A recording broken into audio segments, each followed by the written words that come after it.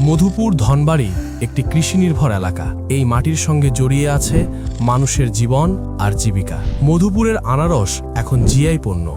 এটা আমাদের গর্ব আর সম্ভাবনার এক বড় দরজা। কিন্তু কৃষকের ন্যায্য মূল্য নিশ্চিত করতে শুধু উৎপাদন যথেষ্ট নয়, দরকার কোল্ড স্টোরেজ, প্যাকিং হাউস আর শক্ত বাজার সংযোগ।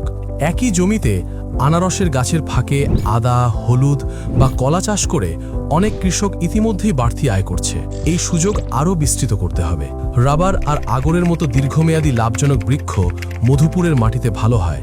এগুলোই ভবিষ্যতের বড় সম্ভাবনা। একই সাথে যদি কৃষি সড়ক উন্নত হয়, পানি সেচ ব্যবস্থার উন্নয়ন হয় আর স্বাস্থ্যসেবা আপগ্রেড করা যায়, তাহলেই কৃষকের আয় বাড়বে, যুবকের কর্মসংস্থান হবে আর মানুষের জীবন বাস্তব অর্থেই বদলে যাবে।